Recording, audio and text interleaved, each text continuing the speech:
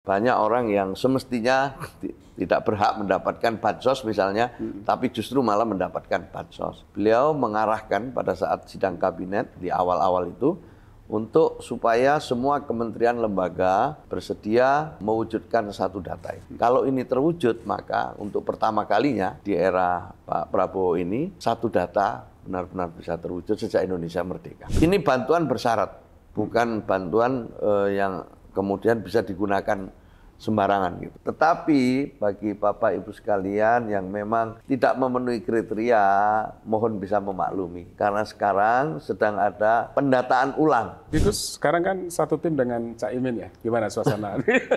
Ya ketemu nanti rapat, biasa aja. Mana yang kita harus duduk untuk bicara untuk kepentingan tugas kita, dan mana yang menjadi urusan lain gitu, yang kita mungkin bisa jadi beda pendapat. Iya, kalau di urusan lain tetap beda pendapat ya Gus ya? Iya, ya boleh beda pendapat, ya boleh, nggak harus sama kan gitu.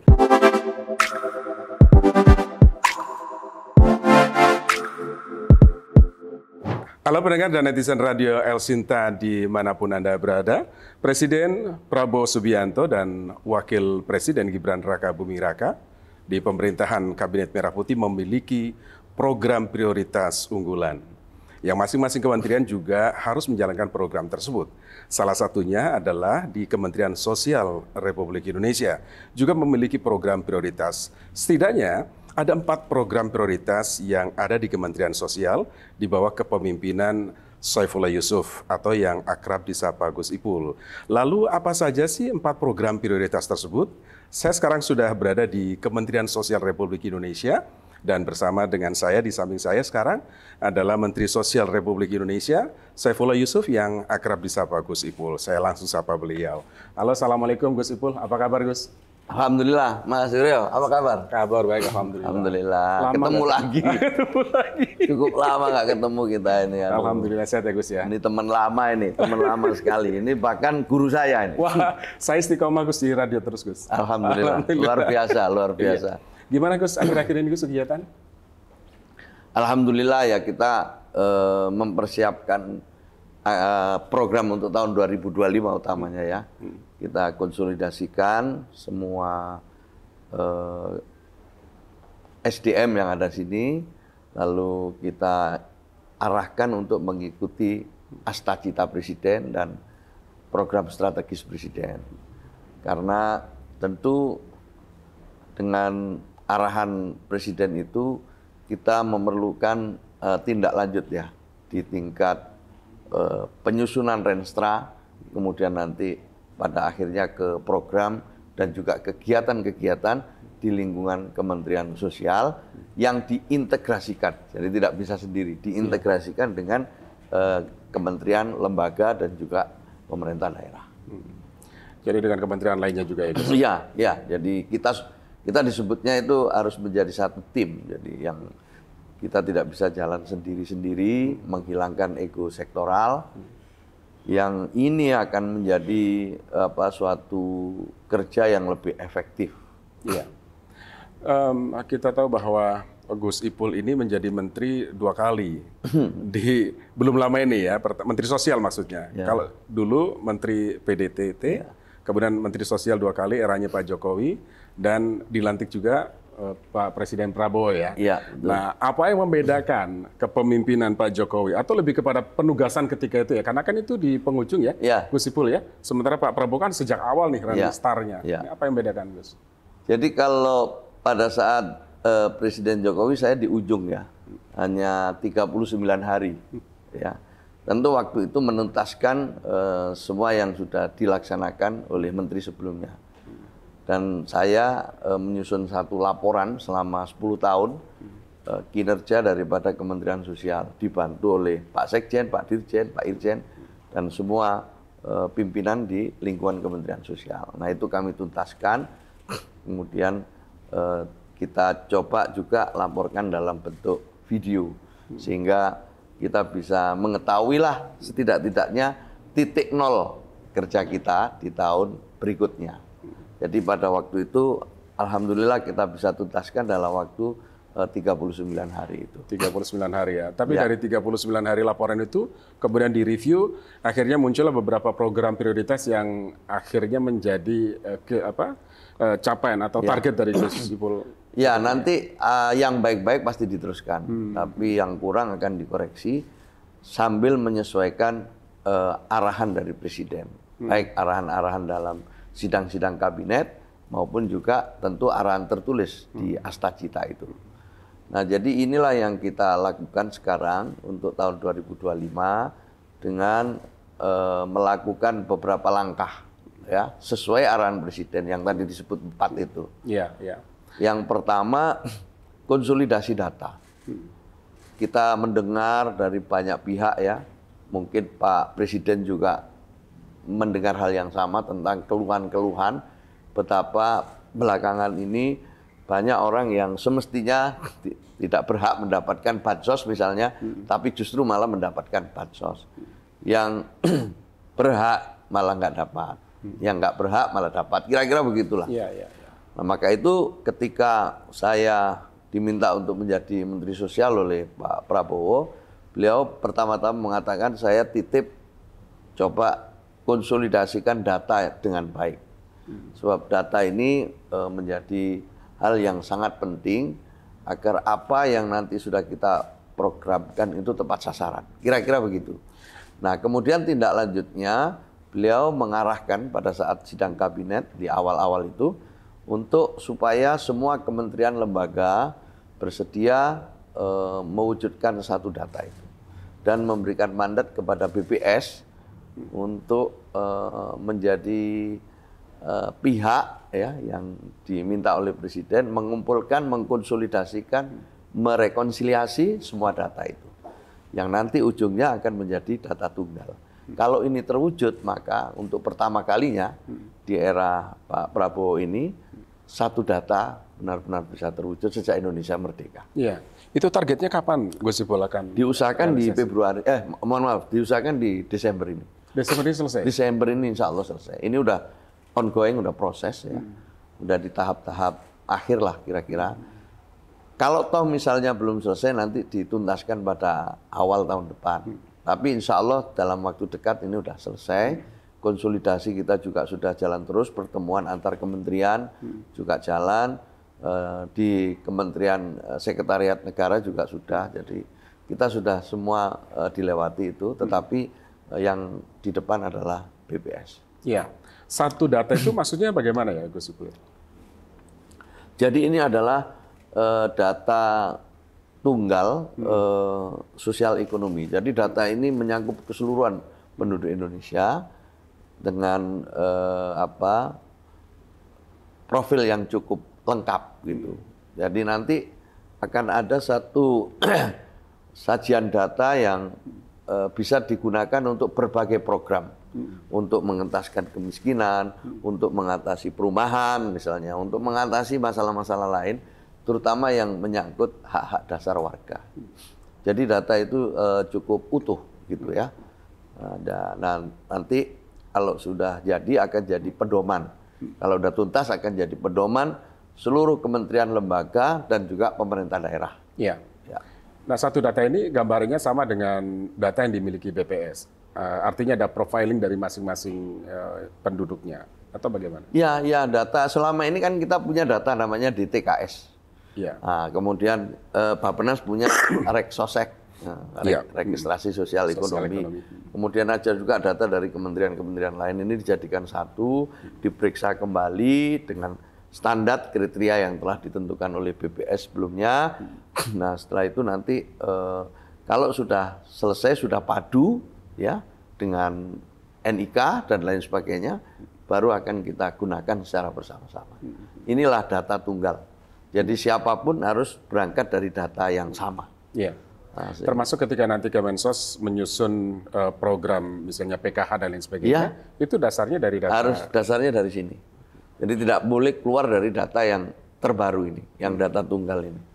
Jadi nggak bisa lagi kita mau-maunya sendiri untuk menyusun program. Iya. harus pedomannya data ini. Nah ini udah hampir tuntas, insya Allah. Iya, by name, by data itu, by name, by address, dan juga ada profilnya, ya bisa kita ketahui rumah tangga ini misalnya atau keluarga ini, KPM namanya, keluarga penerima manfaat ini dapat program apa saja, mungkin PKH, bansos, mungkin subsidi listrik, ya mungkin dapat apa lagi akan kelihatan. Gitu.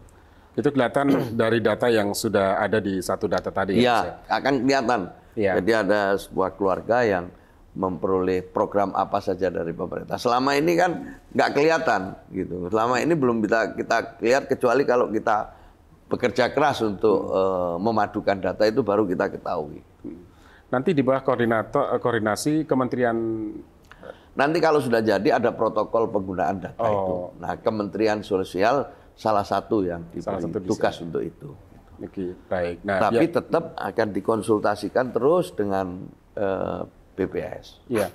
Proses penyisiran data itu bagaimana, Gus? Sehingga menjadi satu data. Karena fakta di lapangan biasanya, Gus, ya, kan banyak yang merasa saya berhak, tapi saya nggak dapat. Nah, ketika ditanya, misalnya, saya pindah-pindah tempat alamat tinggal dan domisili dan lain sebagainya. Nah, yang seperti itu bagaimana? Ya, memang data ini dinamis ya, karena ada yang wafat, ada yang ini saya dengar kabar ini masih belum valid betul bahwa itu ada data Reksosek itu tahun 2022 kayak nggak salah. Itu selama 2 tahun ini yang wafat kira-kira sudah 1.600 gitu. Jadi dari data dari data yang ada ya. Ini belum valid betul tapi kira-kira memang ada yang wafat kan setiap hari gitu. Ada yang pindah tempat. Nah, data ini dinamis sifatnya. Maka itu perlu diantisipasi dengan mekanisme yang baik sehingga data ini tetap valid gitu.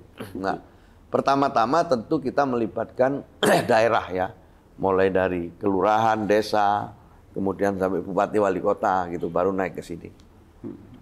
Di mana ini proses formal.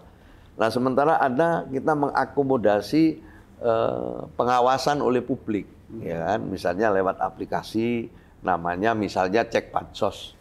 Nah, di dalam Cek Bansos itu ada usul sanggah.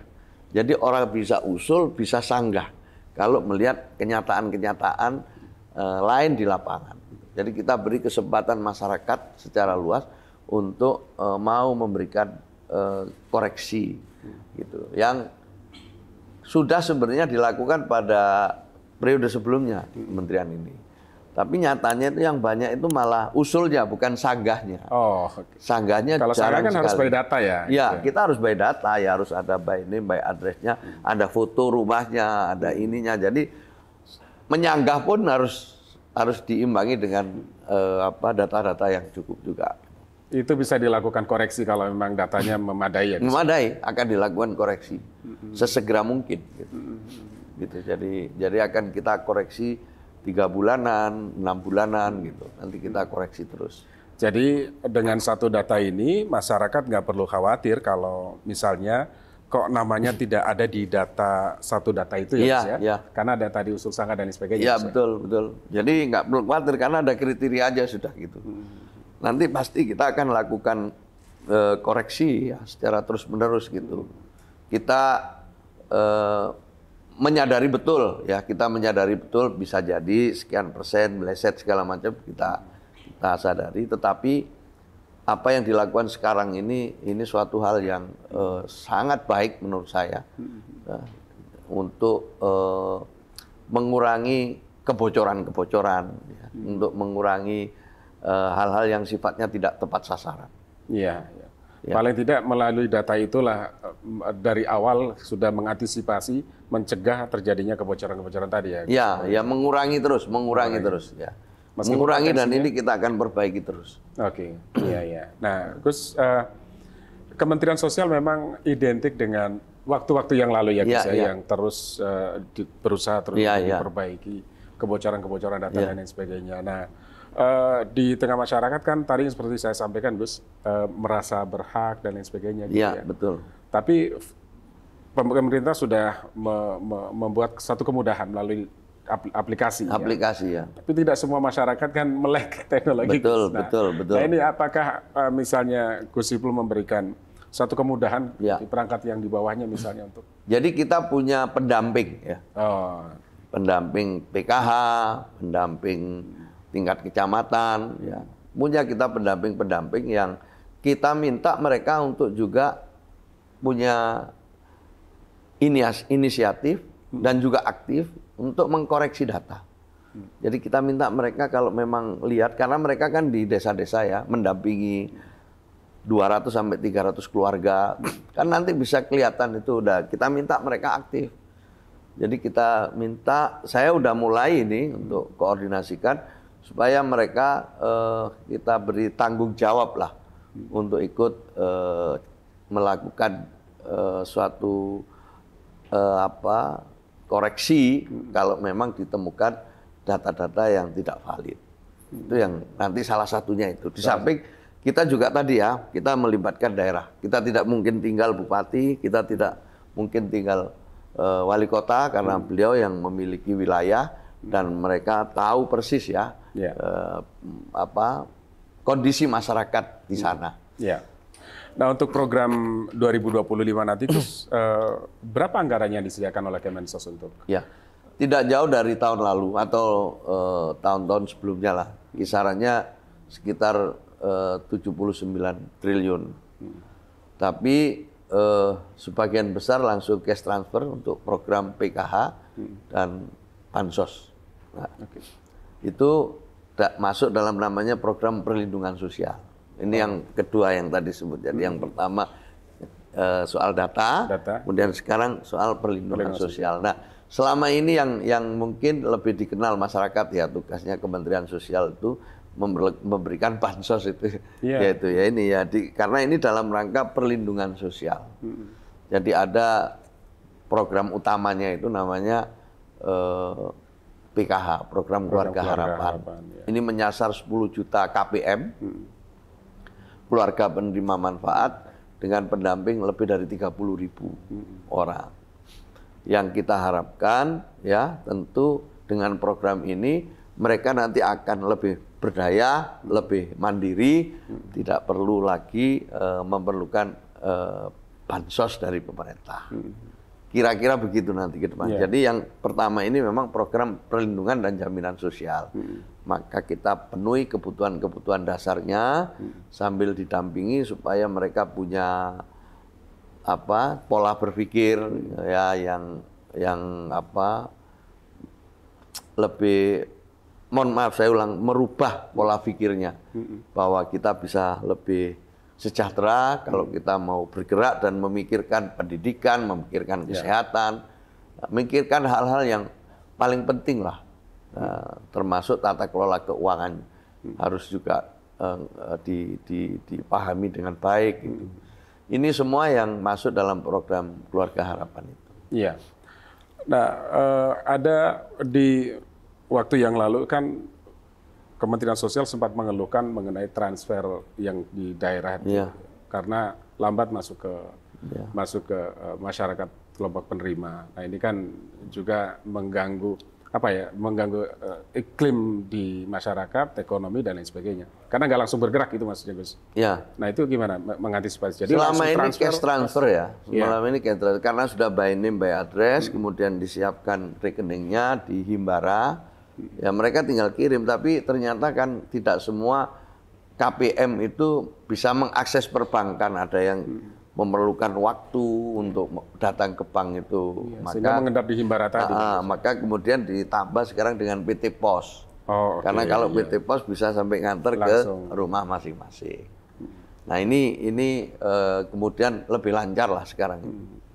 Memang sekali lagi dalam rangka penyaluran bansos atau program pemerintah lah secara umum itu kendala, ada beberapa ada beberapa hal yang penting ya, yang krusial gitu. Pertama tadi soal data, kemudian yang kedua soal penyaluran. Nah nanti yang ketiga pasca penyaluran. Nah ini harus ada istilahnya, harus ada tahapan-tahapan yang rinci sehingga kita bisa ngawal dari mulai perencanaan program sampai kemudian diterima oleh penerima manfaat. Itu secara bertahap atau sekaligus diberikan? Ya bersamaan, tapi kan tidak langsung bisa selesai dalam 1 hari. Gitu. Kita menyalurkannya itu 3 bulan sekali. 3 bulan sekali. 3 bulan sekali. Jadi triwulan. Jadi Nanti masyarakat penerima manfaat itu dapatnya berapa tuh, Gus? macam-macam ya. Jadi ada yang 200.000 per bulan, ya, ada yang tergantung kalau dia ikut dalam atau masuk dalam program keluarga harapan itu ya bisa 3 juta dapatnya karena tergantung kondisi keluarga itu. Maksudnya ini bantuan bersyarat. Bukan bantuan yang kemudian bisa digunakan sembarangan gitu. Ya jadi misalnya untuk ibu hamil 750.000 per 3 bulan. Berarti setahun kan dia dapat 3 juta. Nah, ada tunjangan itu ya? Ya bersyarat. Jadi ini terus kalau dia punya anak di bawah 11 bulan, nah, dia dapat misalnya untuk anak untuk untuk asupan bayi itu 750.000 per 3 bulan. Program lainnya apa, Gus, yang prioritas? Karena ada 4. Nah, itu tadi yang namanya program untuk perlindungan sosial. Jadi mereka yang dengan kriteria tertentu harus diberi dukungan untuk memenuhi hak-hak dasarnya. Ini yang paling besar program kita. Jadi lebih dari 70 triliun udah untuk cash transfer dalam program perlindungan dan jaminan sosial. Baru kemudian ketiga itu kalau memerlukan rehabilitasi rumah. Ya kan bukan hanya rumah tapi terutama yang menyangkut keluarga itu. Misalnya ada suami sakit sehingga tidak bisa menjalankan fungsinya sebagai kepala keluarga untuk mencari nafkah. Nah, maka dia harus direhab dulu. Harus direhabilitasi dulu sampai tuntas sehingga dia nanti sehat kembali lalu baru masuk ke program pemberdayaan. Kalau misalnya mereka tidak ada masalah ya bisa langsung pemberdayaan. Jadi rehab ini untuk mereka yang memang memerlukan dukungan-dukungan khusus ya. Sehingga mereka nanti fungsi-fungsi sosialnya bisa utuh kembali. Ya. Sejauh mana intervensi yang dilakukan Kemensos untuk memberikan rehab bagi mereka yang kehilangan pekerjaan misalnya? Ya karena sasaran kita itu ada 12 pas istilahnya. Ada yang fakir miskin, ada yang anak-anak terlantar, bayi terlantar, anak berhadapan dengan hukum, mereka yang berpenghasilan rendah, kemudian perempuan usia lanjut, ya bukan perempuan usia lanjut, maksudnya lansia, kemudian difabel, itulah sasaran Kementerian Sosial. Mereka-mereka yang memang memerlukan layanan dari pemerintah. Nah, mereka dilayani sesuai kebutuhan mereka. Misalnya kalau untuk difabel ya diberi bantuan alat-alat yang diperlukan dan juga permakanan gitu. Jadi mereka kita berikan makan bergizi gratis untuk pagi dan siang. Tetapi tidak semua, hanya 44.000 se-Indonesia. Yang lain nggak dapat ngiri dong, Gus. Ya, nanti itu kita bertahap sesuai dengan anggaran yang kita miliki. Dan memang ini ada kriteria tertentu, misalnya kayak lansia ya. Lansia itu kita berikan dengan kriteria mereka yang usianya sudah di atas 75 tahun. Oh, tetap ada prioritas. Ya, ada prioritas itu. Untuk difabel pun ada. Artinya inilah mereka-mereka yang memerlukan rehabilitasi. Nah, setelah itu berikutnya adalah pemberdayaan. Ya, ini tadi menarik soal salah satunya adalah anak yang berhadapan hukum ya, Gus ya. Belum lama kan Gus Ipul sempat menyambangi yang kasus anak yang berhadapan dengan hukum. Salah satu korbannya kan anak di bawah umur itu ya, Gus. Betul. Nah, yang di NTB toh? Iya, yang di NTB itu. Kita ngikutin itu beritanya. Nah, itu gimana solusinya, Gus, untuk korban ya yang harus kita lindungi, harus kita bantu apa yang mereka butuhkan gitu. Maka kadang kita kita ajak bicara mereka apakah mau di rumah atau mau di tempat kami, ya kita siapkan gitu. Tentu nanti ada dokter, kemudian ada layanan-layanan sosial lain yang diberikan kepada mereka. Gus Ipul sempat trauma ketemu healing dengan dan mereka, segala macam gitu. Pada waktu itu ketemu langsung yang di bawah umur belum, tapi yang lain saya ketemu. Itu yang di bawah umur tuh kalau nggak salah 3 dari 15 itu, 2 atau 3 gitu. Nah dari 15 itu, tapi yang di luar 3 ini saya ketemu, saya ngobrol. Saya tertarik, bukan tertarik, saya betul-betul mengapresiasi ya, karena keempat orang yang ketemu saya, korban keempat orang ini minta supaya proses hukum ini jalan terus. Jadi siapapun pelakunya itu harus ditindak, karena kami, kata dia, kami akan speak up, kami akan bicara apa adanya, karena kami tidak ingin lagi ada korban-korban berikutnya setelah kami. Maka itu mereka minta proses hukum ini jalan terus. Iya, iya. Nah itu yang saya dengar langsung dari mereka. Kondisinya bagaimana ketika itu, Gus? Masih ada rasa trauma? Oh enggak, mereka sangat, menurut saya ceritanya mereka runtun sekali gitu, dan mereka tabah, kuat gitu. Apalagi dia juga ingin membangun satu masa depan yang lebih baik, tidak hanya untuk dirinya tapi juga untuk orang lain. Jadi semangat, saya lihat semangat sekali. Ya, kami tanya waktu itu kan dengan relawan, ya relawannya ada dokter, ada advokat, ada macam-macam itu ikut. Mereka bergerak bersama ya, Gus, sampai terungkap kasus itu ya. Iya, tapi mereka luar biasa. Mereka minta ini. Nah, sebagaimana yang kita ketahui, pelakunya ini kan penyandang disabilitas. Nah, tadi ya, yang pertama, hukum harus diberlakukan untuk siapapun yang melakukan tindak pidana atau melakukan pelanggaran gitu. Ya, tidak peduli siapapun yang melaksanakan. Nah, tapi dalam hal kaitannya dengan penyandang disabilitas, memang ada hak-hak yang harus kita penuhi, harus kita hormati gitu. Nah, yang saya senang dan apresiasi bahwa Polda NTB itu telah memiliki pedoman dalam memeriksa pelaku yang notabene adalah penyandang disabilitas. Itu istimewa sekali. Ya, ini kan ranahnya Kemensos juga ya, Gus? Ya, ranahnya Kemensos ya. Saya tanya, oh ternyata ada pedomannya, saya baca itu, luar biasa. Jadi bagaimana mereka difasilitasi ya kebutuhan-kebutuhannya. Misalnya kalau masuk ke lobi, mau ketemu, mau resepsionis segala macam, seperti apa layanannya, diprioritaskan. Setelah itu kalau pas pemeriksaan apa yang dibutuhkan oleh mereka, misalnya ya mereka kan nggak bisa, dia kan nggak bisa ke toilet gitu sendirian, diantar oleh keluarganya. Itu diberi hak. Pendampingan keluarga masih ya, pendampingan keluarga.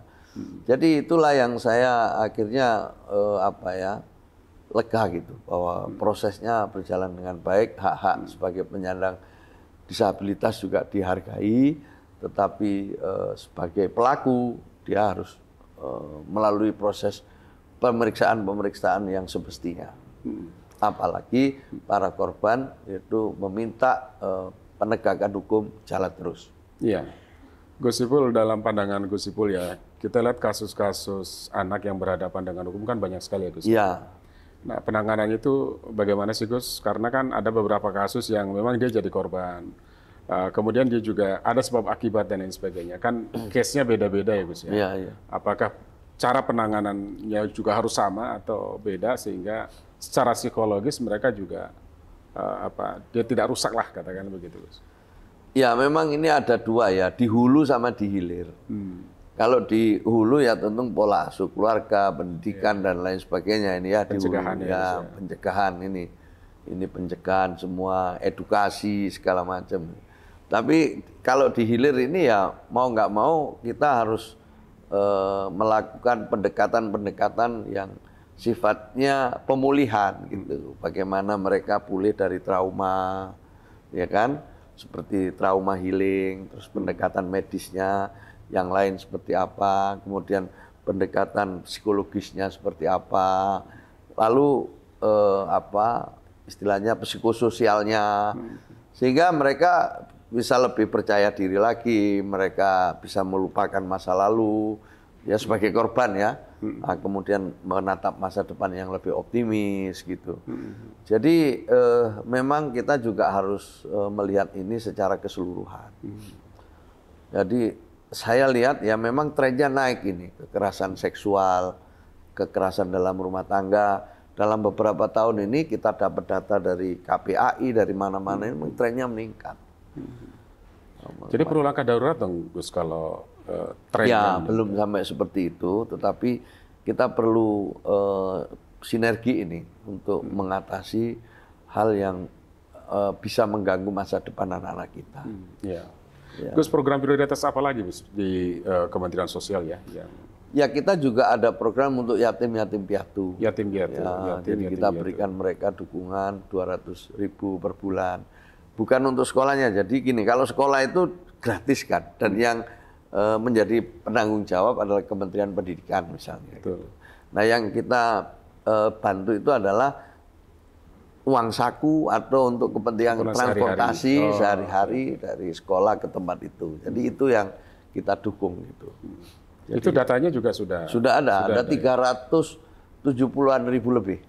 Itu yang banyak kita ya? Banyak, itu 730. Kalau untuk lansia tadi 100.000, untuk difabel tadi 44. Ada kemungkinan datanya terus berubah dong, Gus? Ya saya belum. Atau sementara kementerian juga membatasi dulu karena dibatasi oleh anggaran yang tersedia? Ya selama ini ya kita skala prioritas kan, tidak bisa semua dipenuhi dari data yang ada, ya kita tidak bisa sama ratakan juga karena kondisi mereka juga macam-macam. Maka itu Kementerian Sosial membantu lansia yang usia 75 tahun tadi. Kalau 70 tahun kita nggak cukup dananya gitu. Jadi tergantung anggaran yang kita miliki dan juga prioritasnya itu. Karena banyak yang lansia 70 gini kan. Jadi usia harapan hidup kita itu terus meningkat. Jadi jumlah lansia itu terus meningkat juga gitu. Nah, tapi ya seiring dengan waktu mungkin proses pembangunan ini berjalan, banyak juga sekarang usia 70 masih sehat. Kan, gitu. Nah, 75 makanya kita ambil yang 75 itu pun yang terlantar. Jadi lansia yang di atas 75 tahun itu terlantar. Gus, pemerintah kan punya prinsip tahun ini kita memberikan bantuan supaya mereka sejahtera, tahun berikutnya mereka tidak membutuhkan bantuan, kan kira-kira gitu ya Gus ya. Nah itu bagaimana Gus dilakukan? Tidak setahun lah, paling 5 tahun lah 5 tahun diprediksi dia sudah graduasi, sudah lulus lah, lulus dari data tadi itu. Sudah nggak tergantung lagi. Ya sudah mandiri, mandiri secara ekonomi. Itu harapan kita ke depan ini. Jadi jangan sampai orang itu hanya berharap bansos ya seumur hidup. Kan itu jadi demotivasi itu. Betul. Jadi nggak punya semangat, nggak punya ini. Kita harus punya target. Kita targetkan 5 maksimal 10 tahun dia sudah check out, sudah graduasi. Kalau program idealismenya Gus Ipul itu apa kira-kira? Ya itu tadi saya ingin terukur. Jadi kalau mengikuti arahan Presiden itu, mari kita istilahnya itu sederhananya kan, mari kita bekerja dengan data yang valid, orangnya valid, ya kan? Maka kita intervensi dengan perlindungan dan jaminan sosial, dengan pemberdayaan, maka dengan begitu ini akan terus mengalir, jadi lebih banyak lagi keluarga yang mandiri secara ekonomi. Gitu. Kalau misalnya sekarang Presiden punya target kemiskinan ekstrim yang 0,83%, sekitar 2 juta berapa itu, 2,8 juta lah, itu dalam waktu 2 tahun ini 0%, nah itu maka kita bisa bersinergi, kita bisa mengintegrasikan program kementerian, maka insya Allah target itu akan tercapai. Itu ya. Jadi ini program ini harus terukur. Kemudian ada yang 9,03% itu, sekitar 25 sekian juta itu kan. Ini yang disebut miskin oleh BPS. Nah, kalau data kita kuat, kemudian intervensinya tepat, proses pemberdayaannya jalan, Maka target presiden dalam 5 tahun ke depan sudah di bawah 6% itu sudah bisa tercapai juga. Jadi sekali lagi kita ingin kerja terukur berdasarkan data yang akurat sehingga hasilnya itu mulai dari outputnya, outcome-nya sampai nanti berdampak yang lebih luas itu akan bisa tercapai. Iya. Kalau publik kan biasanya ya umumnya 100 hari pertama nih, apa nih targetnya kan biasanya gitu ya. Ya kalau Gus Ipul gimana Gus? Ya memang tidak ada target 100 hari karena kerja itu kan 5 tahun. Ini memang sesuai arahan presiden gitu. Jadi yang kita rencanakan ini adalah 5 tahun ke depan, tidak hanya 100 hari. Tetapi tentu di awal-awal itu kita harus persiapkan semua hal yang menyangkut perencanaan yang baik, strategi yang tepat, ya sesuai bidang tugas kita untuk menuju 5 tahun ke depan ini. Gitu. Nah, ini yang lain nih Gus. Sekarang itu banyak sekali ya kasus yang menghentak publik, yang berujung kemudian menggalang solidaritas. Ya akhirnya banyak lah sebutkan ya Gus ya. Betul. Nah kan satu sisi menunjukkan bagaimana sebetulnya masyarakat kita itu sangat dermawan dan toleran gitu ya Gus. Tapi di sisi lain kan ada kekhawatiran itu nanti sengaja memanfaatkan situasi. Nah apa nih arahan dari Gus Ipul? Ya, pertama-tama tadi saya sependapat ini kita termasuk salah satu negara sebagai bangsa paling dermawan lah. Betul. Luar biasa solidaritas kita, ada apa-apa itu cepat dan nggak mikir lagi itu. Menarik itu. Jadi ini hal warisan yang luar biasa, kebiasaan gotong royong, kebiasaan membantu orang itu luar biasa. Ya. Tapi kadang juga kita nggak mau mikir gitu loh. Misalnya pokoknya mau gampangnya mau bantu. Nah, oleh karena itu saya pikir hal yang seperti ini harus diwadahi melalui suatu kesadaran bersama ya, bahwa kita harus membantu itu dengan memberikan kepada siapa, lewat apa. Gitu. Nah ini yang kadang-kadang banyak orang yang belum tahu gitu, bahwa di dalam membantu orang itu harus lewat lembaga, dan tentu lembaga yang diharapkan adalah lembaga yang kredibel, dan lembaga yang kredibel itu lembaga yang memenuhi semua ketentuan. Apa itu ketentuannya? Pertama harus penyelenggaranya terus memiliki badan hukum, penyelenggaranya harus berbadan hukum. Nah, kalau sudah berbadan hukum, ya tentu ini adanya di Kementerian Hukum ya kan. Betul. Lalu setelah itu tercatat di Kementerian Hukum. Lalu setelah itu izinnya nanti Kementerian Sosial untuk menggalang donasi. Betul. Itu ada undang-undangnya, undang-undang pengumpulan uang dan barang. Itu ada itu. Betul. Aturannya jelas ada itu. Aturannya jelas. Jangan sampai ribut di luar, akhirnya kumpulnya ntar di sini. Mudah-mudahan. Ya karena saya maklum karena belum tahu aja aturannya. Sebenarnya siapapun boleh menggalang dana itu, tapi ikuti aturan yang ada. Lalu kalau nanti dapatnya di bawah 500 juta, cukup audit intern badan hukum itu. Tapi kalau di atas 500 juta harus akuntan publik. Ya, laporkan ya ke publik, juga laporkan ke Kementerian Sosial. Maka itu di dalam aturan Kementerian Sosial itu izin diberikan setiap 3 bulan. 3 bulan harus laporan, 3 bulan harus laporan. Jadi pesan tegasnya dari Gus Ipul, jangan manfaatkan kedermawanan masyarakat untuk kepentingan. Iya, untuk kepentingan pribadi. Sayang lah gitu kan. Nanti orang jadi males lagi untuk membantu. Rame-rame lagi ya Gus. Rame-rame lagi. Jadi kita turun tangan lagi. Ya jangan. Kalau kami itu pada sosialisasi aturan. Jadi kalau ada orang datang ke sini ya silakan, kalau masalah mereka kita nggak ikut-ikut, tetapi aturannya itu loh seperti ini. Ketentuannya seperti ini, silakan diikuti. Sudah. Dan sangat mudah, nggak susah gitu loh. Sangat mudah, nggak susah, maka sebaiknya diikuti. Kita baik kok dengan kitabisa.com, dengan dana kemanusiaan, dengan semua itu transparan semuanya ya. Transparan semua, mereka itu baik, bagus-bagus gitu, nggak ada masalah, clear. Gitu. Dan nggak ada ribut-ribut lagi. Nggak ada ribut karena clear, mekanismenya clear, ininya semuanya diikuti clear gitu. Satu lagi Gus, sekarang kan satu tim dengan Cak Imin ya, gimana suasana? Saya ya ketemu nanti rapat biasa aja. Kita kan sama-sama pembantu presiden. Gitu. Yeah.